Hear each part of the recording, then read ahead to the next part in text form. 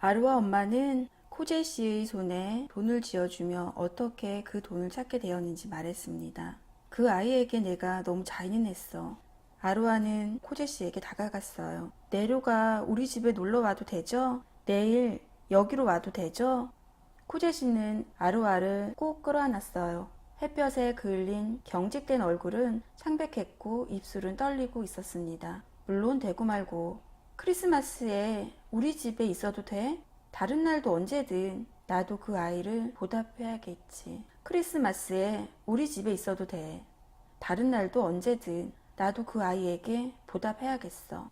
문간을 지키고 있는 파트라슈에게 갔습니다. 오늘 밤에 파트라슈에게 먹이를 시켜 줘도 되죠? 아루아가 어린아이처럼 기쁨에 들뜬 목소리로 소리쳤어요. 코제 씨가 끄덕였어요. 그래, 파트라슈에게 좋은 음식을 먹이렴. 완고하던 코제 씨는 마음속 깊이 감동을 받았던 것입니다. 그날은 크리스마스 이브였습니다. 풍차 방앗간은 빵과 고기로 가득했습니다. 아루아를 위해 종이로 만든 초롱과 여러 가지 옷을 입은 인형들도 있었고 예쁜 포장지로 싼 사탕도 있었지요. 집은 환하고 따뜻하고 모든 것이 아루아는 파트라슈를 손님처럼 귀하게 대접했어요. 하지만 파트라슈는 따뜻함 속에 누우려고도 하지 않고 기쁨을 함께하려 하지 않았습니다.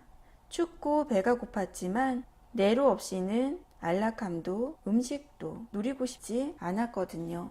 그래서 모든 유혹을 뿌리치고 문에 기대서 도망칠 방법을 궁리하고 있었어요.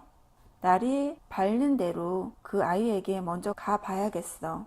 파트라슈를 제외한 그 어느 누구도 네로가 오두막을 떠났다는 사실을 알지 못했습니다. 네로가 굶주림과 끔찍한 외로움에 맞서 싸우고 있을 거라는 것 또한 짐작하지 못했지요. 풍차 방앗간이 부엌은 아주 따뜻했습니다. 난로에는 활활 타오르고 있었고 이웃들은 와인을 한잔 하러 오거나 저녁으로 거위 고기를 한 조각 먹으러 들르기도 했지요. 아루아는 내일이면 친구를 다시 만날 수 있다는 기쁨에 들떠 폴짝폴짝 뛰기도 하고 노래를 부르기도 했습니다. 딸이 가장 좋아하는 친구에게 자기도 친구가 되어주겠다고 말했어요. 아루아의 엄마는 흐뭇한 얼굴로 물레를 돌리며 아무 말 없이 앉아 있었고 사람들은 파트라슈를 귀한 손님으로 대접하며 하지만 네로가 없는 곳에서 평화로움도 넉넉한 먹을거리도 파트라슈를 유혹하지 못했습니다. 아루아는 사람들에게서 좋은 선물을 잔뜩 받았어요. 줄곧 기회를 엿보고 있던 파트라슈는 어떤 사람이 들어오면서 조심성 없게도 문을 잠그지 않은 것을 보았습니다. 그 열린 틈으로 몰래 빠져나가서는 지치고 힘없는 다리로 어두운 밤 눈 위를 있는 힘껏 달렸어요. 파트라슈에게는 오직 한 가지 생각뿐이었습니다. 네로를 찾아야 한다는 것이었지요.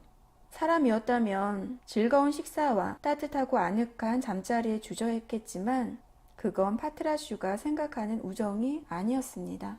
파트라슈는 할아버지와 어린 네로가 시궁창에서 죽어가던 자신을 구해줬던 그 옛날을 떠올렸습니다.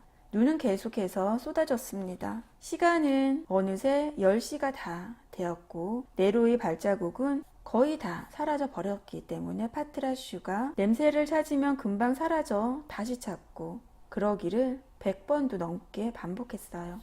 그날 밤 날씨는 무척 사나웠습니다. 계속해서 내리는 눈 속에 묻혀 희미해져 갔지만 네로의 발자국은 안드베르펜으로 가는 익숙한 길을 따라 곧장 이어지고 있었어요. 파트라슈가 발자국을 따라 마을의 경계를 지나 좁고 구불구불하고 음침한 길을 들어섰을 때 자정이 지났을 무렵이었어요. 마을은 온통 어두웠습니다. 바람이 훅고 지나가면서 간판이 삐걱거리고 키 큰 가로등이 흔들릴 때 말고는 아무 소리도 들리지 않았어요. 많은 사람들이 눈을 밟고 지나가면서 여러 갈래의 길이 서로 이리저리 엉켜 있는 바람에 길을 잃지 않고 계속 걸어가는 것이 파트라슈에게는 여간 힘든 일이 아니었습니다. 파트라슈는 생각했습니다. 파트라슈에게는 도무지 이해할 수 없었어요. 그림에 대한 네로의 열정이 슬프고 가엽게 느껴지기까지 했지요. 성당의 문은 자정 미사가 끝난 뒤에도 잠기지 않고 열려 있었습니다. 관리인 중 한 사람이 얼른 집에 가서 파티를 하거나 잠을 자고 싶었던 건지 아니면 너무 졸려서 열쇠가 제대로 돌아갔는지 어쨌는지도 몰랐던 건지 그만 실수로 문 하나를 잠그지 않고 돌아가 버린 것이었어요. 그래서 파트라슈가 찾고 있던 발자국들은 검은 돌바닥에 하얀 눈 자국을 남기며 성당 안으로 들어갈 수 있었어요. 그리고 파트라슈 역시 땅에 얼어붙은 하얀 눈 발자국을 따라 천장이 둥글고 어마어마하게 넓은 공간의 고요함 속으로 들어가게 되었지요. 파트라슈가 조심스럽게 다가가 네로의 얼굴을 건드렸어요. 네로에게 몸을 부비는 파트라슈는 이렇게 말하는 것 같았습니다. 내가 너를 저버릴 만큼 우리가 없는 친구라고 생각하니? 내가 걔라서? 네로는 우리 여기 누워서 죽자. 파트라슈의 슬픈 갈색 눈에 눈물이 고였습니다. 하지만 그것은 자신을 위한 눈물이 아니었어요. 오히려 파트라슈는 행복했습니다. 네로와 파트라슈는 루벤스 그림 아래에서 마음을 달래며 가만히 누워 있었어요. 추위로 온몸이 얼어붙기 시작하면서 정신이 몽롱해지더니 차츰 잠에 빠져들었지요. 네로와 파트라슈는 행복했던 지난날을 꿈꾸었어요. 주마등처럼 스쳐 지나갔습니다.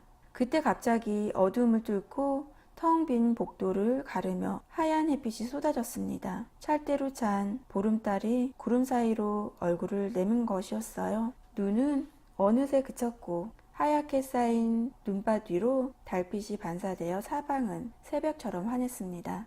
그 빛은 둥근 천장과 함께 그림 두 점을 비추고 있었어요. 네로가 들어오면서 그림을 가리고 있던 전을 실수로 걷어버렸던 것이지요. 십자가에 올려지는 그리스도와 십자가에서 내려지는 그리스도.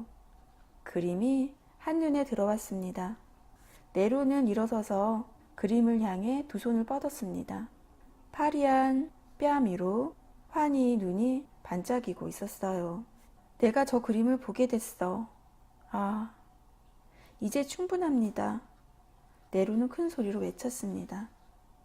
네로는 다리에 힘이 풀린 듯 풀썩 무릎을 꿇었지만 두 눈은 그렇게나 열망하던 그림을 향해 있었어요. 잠시 동안이지만 빛은 그토록 오랫동안 자신을 거부했던 그 신성한 그림들을 환하게 비추고 있었어요. 그러다 갑자기 그 빛은 사라지고 시커먼 어둠이 그리스도의 얼굴을 가려 버렸습니다. 네로는 뻗고 있던 두 팔을 거두어 다시 파트라슈를 꼭 안았습니다. 그곳에 가면 그분의 얼굴을 볼 수 있을 거야. 그분은 우리를 저버리지 않으실 테니. 살아있을 때도 늘 함께였던 네로와 파트라슈는 죽어서도 헤어지지 않았습니다. 둘을 발견했을 때 네로와 팔이 파트라슈를 꼭 끌어안고 있어서 어떻게 해도 둘이 떼어놓을 수 없었던 것이지요. 무덤 하나에 둘은 함께 그곳에서 나란히 쉴 수 있도록 마을 사람들은 그렇게 했습니다.